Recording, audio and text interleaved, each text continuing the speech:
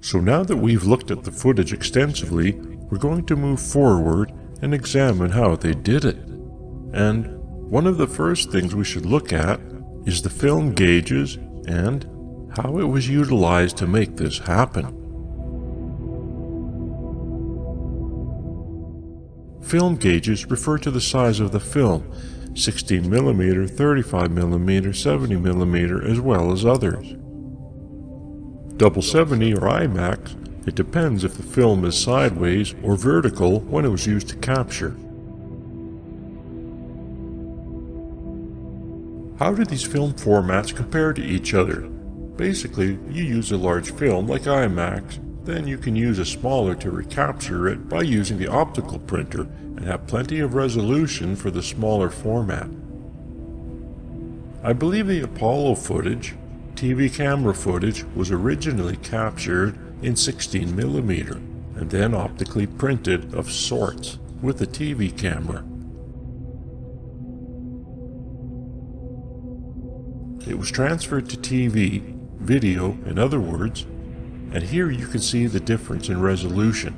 Clear, plenty of resolution in the 16mm, and on set, this probably was rigged so that it was underground or transferred via wire.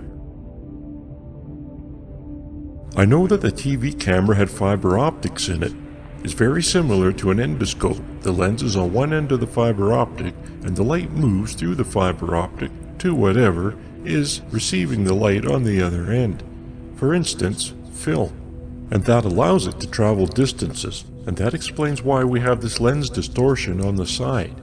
In fact, more than just the lenses themselves. This was all captured on a set. Huge set, multiple sets. There was probably a set for every location where they went to. Possibly reused, rebuilt, but they were highly accurate, built on satellite imagery, captured for the Apollo program. Highly detailed, highly accurate imagery. How big were the sets? Well, they weren't as big as the entire location visible in the scenery, in the images and the footage. That would be absurd. Might as well just go to the moon, if you could. So, how big were they? Well, if you reduce things, was it everything you saw? Was it just the close mountains? That's still too big. Well, firstly, it had to be enclosed. Was it this small? No. I'm guessing around this big, 300-meter diameter or somewhere in that range. The background was a backdrop of sorts such are used in the movies, but a very sophisticated one. This was an enclosed environment with a backdrop. The backdrop was projected with highly accurate model imagery created that matched the set.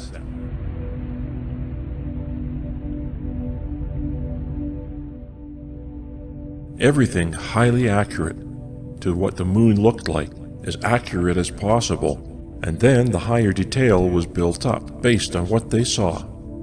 There were advanced satellites and landers sent to the moon, unmanned. They took pictures. They used that as reference. The projection method was photographs of the model with soft boundaries and mosaiced together, just like the panoramic images that you'll learn about.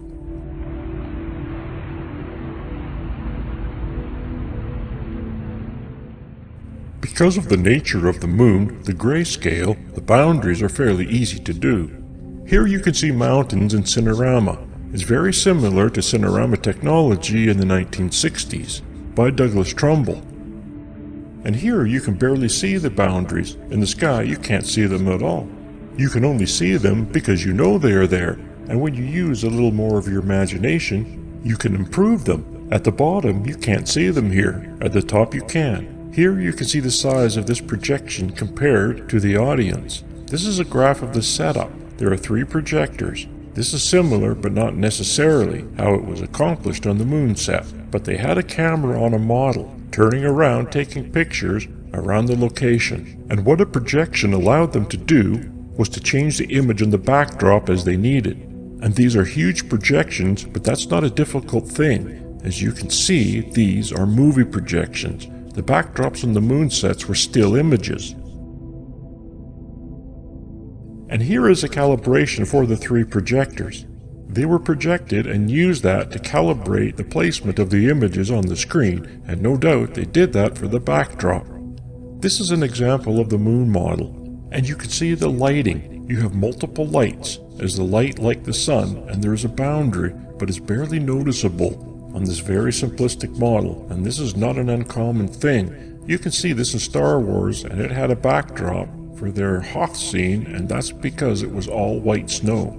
It's not that hard to make that look real enough, especially if it's on the moon. No one's ever seen it before, and it's just grayscale images. This is a real Apollo set, built outside. There's a giant rig that holds up the lunar module.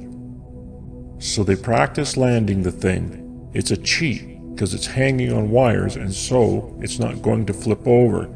There's doubts the thing would actually work.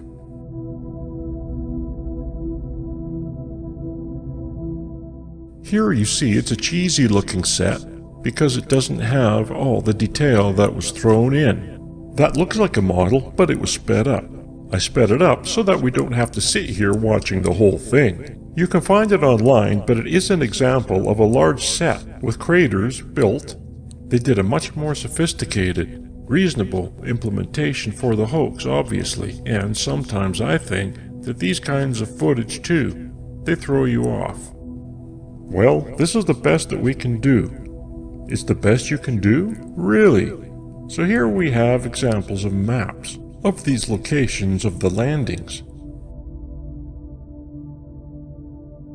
It's generated from satellite imagery and highly analyzed. Here you can see the scale is 500 meters.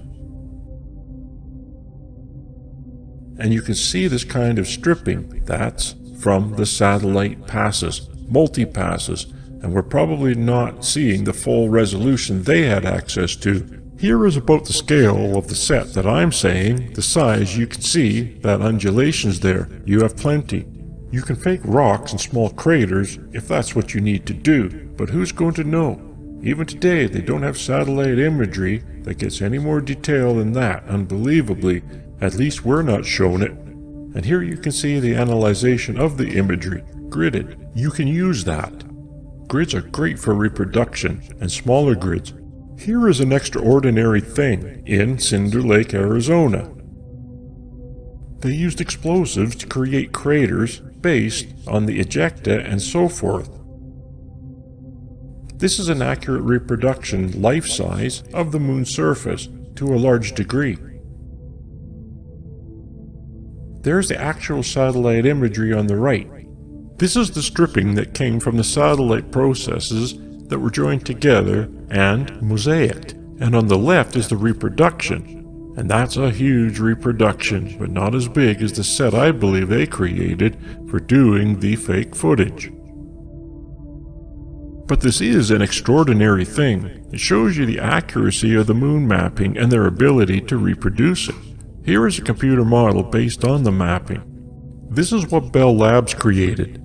They used it to plan out where they would go with the rover or the slopes, too steep and so forth. Why not use it to plan out vantage points for cameras and so forth? What you want to see and what you don't want to see, where it's going to be problematic, and to plan out the sets. Everything was in place. The full simulation program, full mapping program to create these highly accurate sets, and much better than anything that was actually used in the Apollo training program. And this is some supporting documentation for those Bell computer images.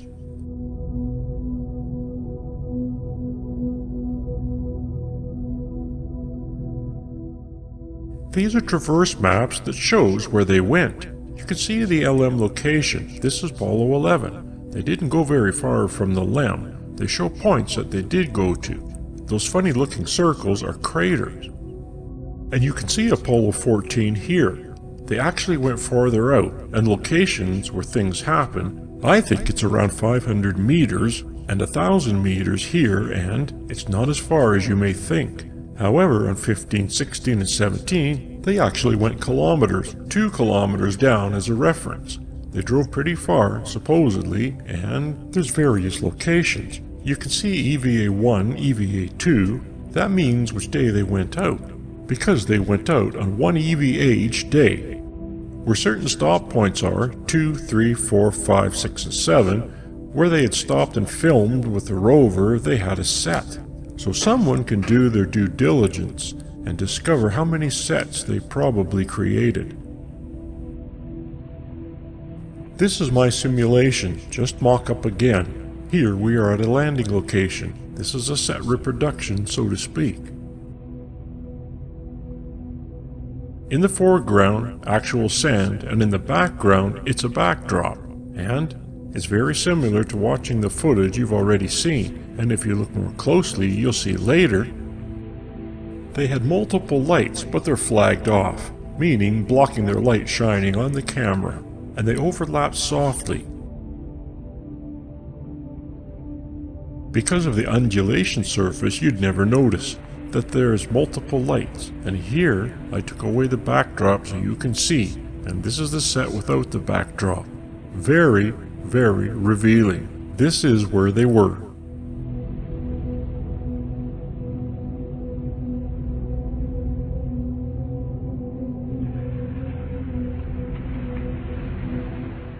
I bring in the backdrop with my colorful grid so that you get a sense of the wall. And because of the nature of the moon's surface, you lose distance, perception, and so forth. So they got away with it, a lot of that. It helped them, in other words, because you can't tell how far away they are. No one really knows the makeup of the moon anyways, and none of the footage was used for reference. You can't use it because there's no reference as to exactly where you are, so any discrepancy can be sold off as, we don't know where the camera was. There was no GPS, they don't know exactly where it was. So there we are, on the moon's surface. The model is used to create the imagery in the background, and identical reproduction to that scale for the set, sand, and so forth. There's a hole in the wall if you need to put the light for back so no divergent shadow.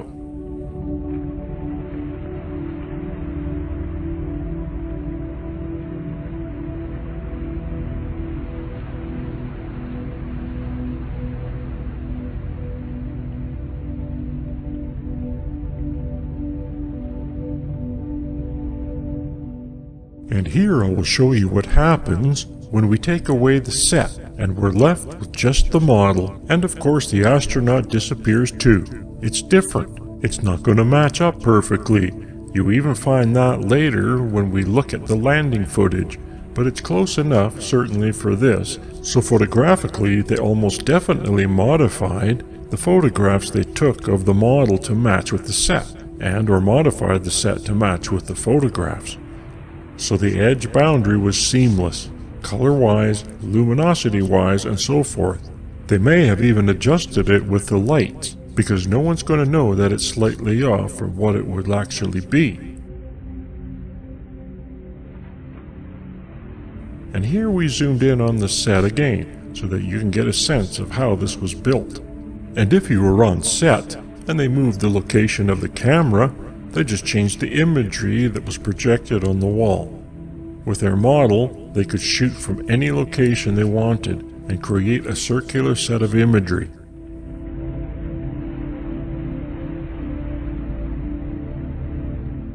This is where you can see the dust event. The dust was sticky. Dirt, the sand was sticky because it was jagged, instead of smooth like the Earth sand, which is absurd to me. Sand is sand, jagged or not. It's not going to stick to a suit. The reason it is sticky is because they had a mixture amount of oil or water in it. It doesn't take much. I did my own test. Go buy a bag of sand, you need a little bit of cooking oil. Just mix in a few drops with a handful or even a bowl full of sand and see that it starts to become malleable, almost like clay, and you can find the proper mixture so that it doesn't dust, meaning you don't see particles fly up in the air when you kick it. But it looks like they used a lot here because you can see it sticking to the machinery as well. In fact, the dust was so sticky it stuck to metal. They call it moon dust. It's moon sand. And these are some of the clearer examples, probably because of the overblown suit. And the dust is not. The sand is not reflecting, it's dark sand. But they said they had problems with dust. And the sticky dust. And here you can see other examples later on when I show miscellaneous set stuff. You can see how the sand behaves. Oily sand. Oily, watery sand. Oily, sticky sand.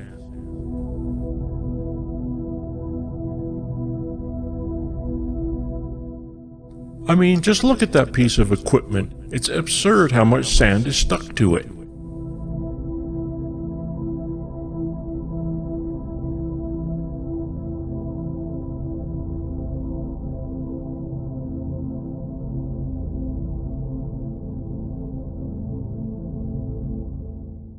Here, it looks like he's been playing in oil. Perhaps the leaky seal from the rover's hub is spraying oil on him. Who knows?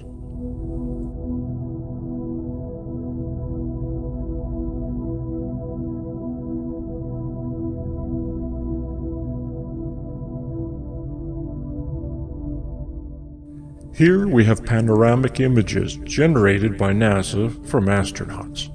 They did what I call a panorama dance, where they did this odd little dance in a circle as they bent their knees and tilted the camera upwards, because it was the only way that they could change the vertical aiming of the camera, and they have quite a few panoramic images here.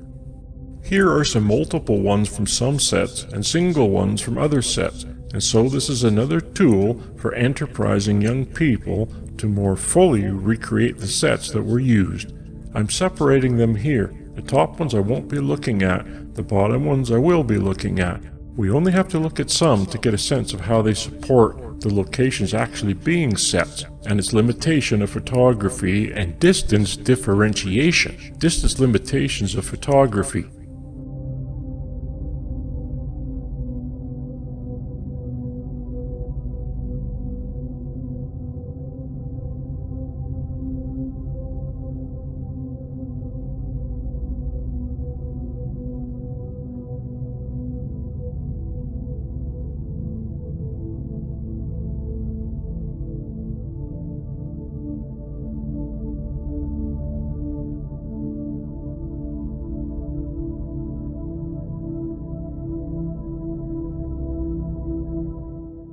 These are the photographs that we'll be looking at.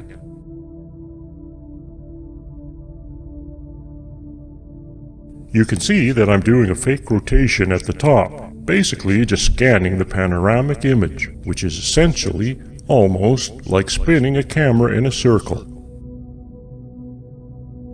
These are straight from NASA. I've done no modification other than the graph you see I'm putting at the top and so forth. It's kind of obvious what I've done, and you can see the photographic images changes as the astronaut made his turn. But here I'm showing that it supports it being on a set. There's nothing about these that say they could not be on a set. There's nothing about them that says they definitely were on a set. And that's the advantage of the photographic limitations.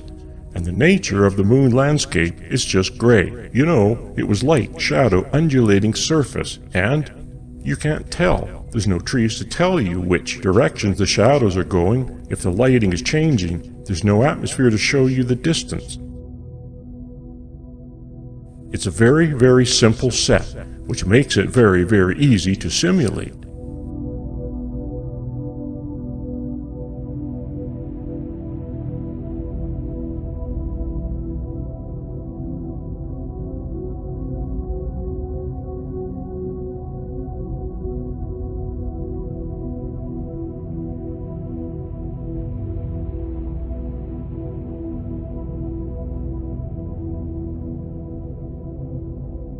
They are showing hills here, but there's no problem creating hills on a set. You can use wood as an understructure or dirt. These are simple things to do. It's not a big deal. And these are enclosed sets. They have to be enclosed to control the environment so no wind gusts and so forth occur. But that can be a tent. It's not a big deal to create a large structure like that. And the only thing above them has to be a crane, a simplistic crane holding up the astronaut's wires. So these are far locations. Looks like we're looking so far out there, and it's just a simple set. a blend to the backdrop that is not as simple. On this one, we are actually behind the LEM, and as you can see, they always get out on the shadow side, and here you can see the sunny side. They did most of the action on the dark side, the shadow side. Here, we're in a little dip, and that's an easy thing to do. We're going near the edge of the set here, and the main part of the set is on the other side of the LEM. This is the same footage, I believe, where you see the rover driving around and you see a reverse angle of this scene. This is the reverse angle, there's the LEM, we were just on the other side. You can see it's kind of a little hole there. This is where the rover was driving around. And there's the rover. This is the lens flare. It happens once you get light from a light source, almost directly entering the lens. And lots of trash. It seems like they like to trash the moon for some reason. And look behind the LEM, there's nothing. And even in the stereo photography a little later, you'll see all of this is supported by the depth perception. It was flat after a certain distance, real or fake.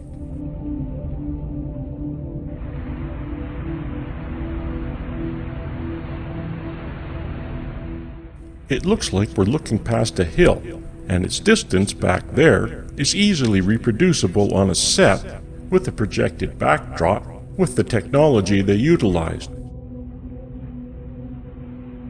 There's our dividing line.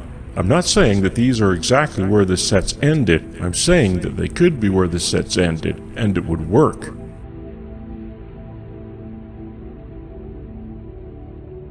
It would take quite an extensive analysis of all the footage captured at one location to find out more precisely where the set ended and backdrops began when it was implemented. There's nothing more that I would love to see as if some enterprising set people or young person, i.e. Blue Earth thing, would go through the trouble to properly analyze one set. It would be very neat to see. Here we are in a crater. Building a crater is not that big of a deal. You can make it out of a bunch of dirt piled up, wood, or modeling material. You could even put some kind of hard surface material on top and then cover it with sand. I imagine they printed it with sand in the sense that they had some kind of sprayer at the top spraying colored sand in patterns based on how they sort of had the world created. I refer to this process as shotcreting. They did the same thing on the model. You just plan out how you're going to recreate it, projecting, spraying the sand, paint, and what you have. And here is all the sand, and they did it in layers.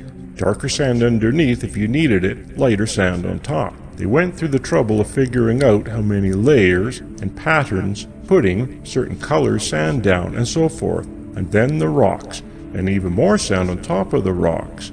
I'd love to see how they especially designed and manufactured this process, but it's not. Certainly not even close to being beyond human capability.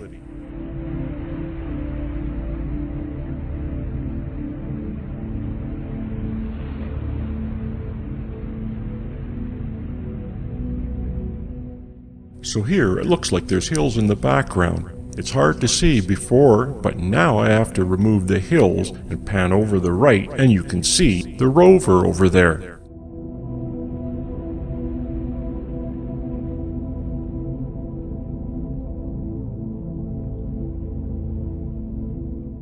The LEM was over there too. It was difficult to see because of the lens flare.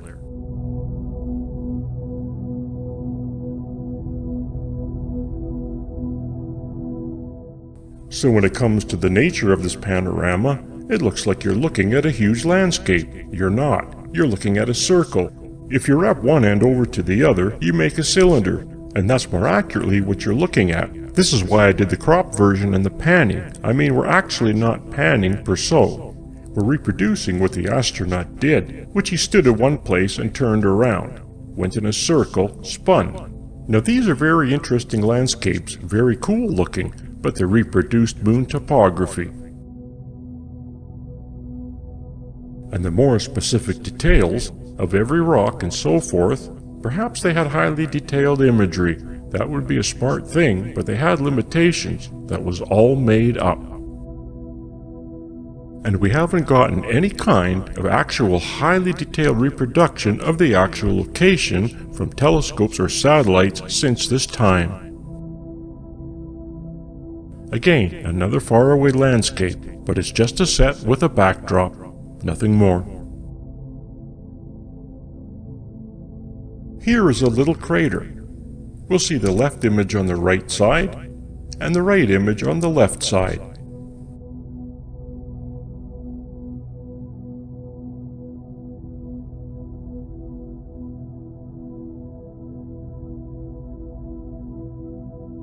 And now we get to the stereophotography. There are 3 ways of doing stereophotography. I have chosen the red-blue, but there are several ways of achieving this. For this example, you will need glasses with red and blue lenses to achieve divergence. Or try putting cardboard between the 2 images, so only the left eye sees the left image, and the right eye sees the right image. There is convergence where you can cross your eyes until the features match up, and using your brain, merge the 2 together. And the top left, I'll show you which ones you're currently doing. I'm showing you all 3. It's an opportunity. I suggest you pause as you want to see one, and look carefully at these with the yellow arrow. It shows you where the split line is, and you can definitely see, certainly some. These are panoramic images overlap. They're not ideal. I didn't modify them in any way except maybe to rotate and scale a little bit so they were closely matched, but it's good enough that you can see that there's a flat plane, and after a certain distance, and stereo.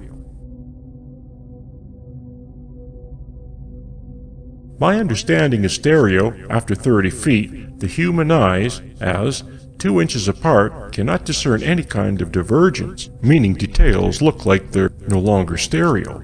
If you move your head, of course that changes, but you're changing what we just established. If you're standing still and looking at a feature, and after 30 feet you're not going to see in stereo, no divergence. And that serves them well, because that ain't very far.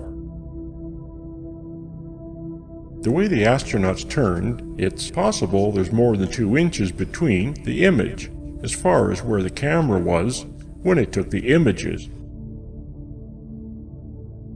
Perhaps it could go further, but it's not going to go 100 meters, not before it flattens out. And none of this imagery shows it's going that far. You can see they don't go very far before it goes flat. So, the stereo images are certainly not proof it was on the moon. And they supported it was a set. Not proof it was on the set, but they supported it. Some of them are extraordinary, and we'll get to those near the end. You'll see that. It looks like you're going to look at a flat surface, going into the distance. But in stereo, well, there's a wall. And it's the limitations of stereography and, well, a wall.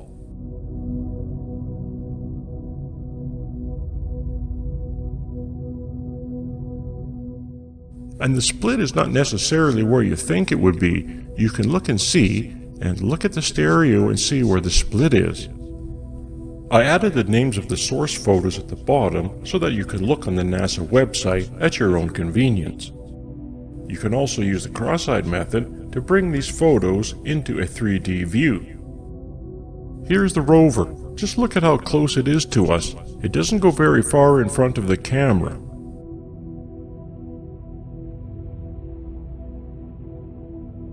Using the cross-eyed method, you can see that it does not go far in front of the camera. It looks like you're looking into the valley, but you're looking at a short distance of a set, but a beautiful backdrop nonetheless.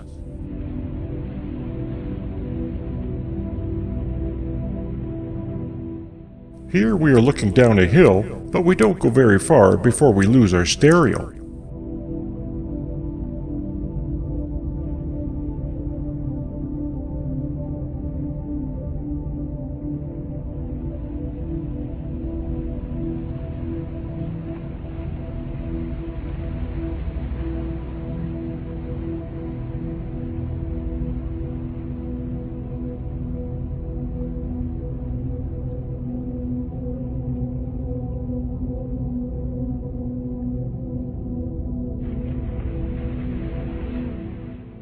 These are really extraordinary. Look how close it is to us before it's flat.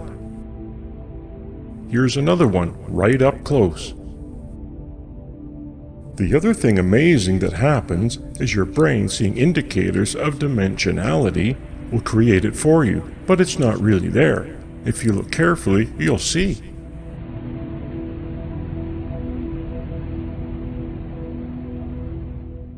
This photographing was not designed for stereo.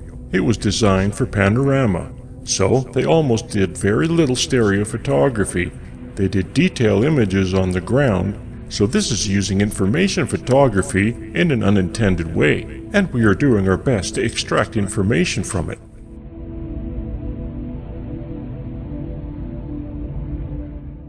This is a slight overlap, not nearly the overlap, but like the others.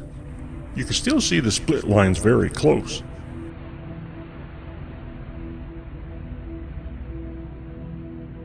This one could have been a model, and it's a zoom in of a background.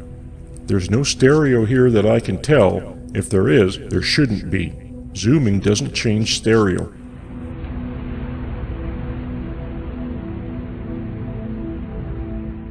This is from the top of the LEM. There's hardly any stereo to note, other than the difference between the LEM and the ground.